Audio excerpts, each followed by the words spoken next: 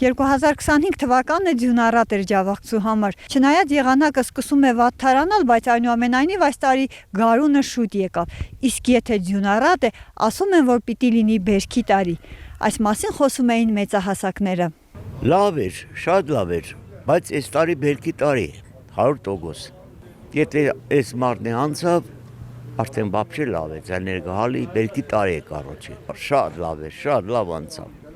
Հեր ջեմանոց չէ բողոքեն ժողովուրդը, կեղծվի, երբուզեր, ցանքսե, քարտոլ է, ես իմ գարի է ծորեն, ապրին, գեղացի մարդը իշ կնանեն է։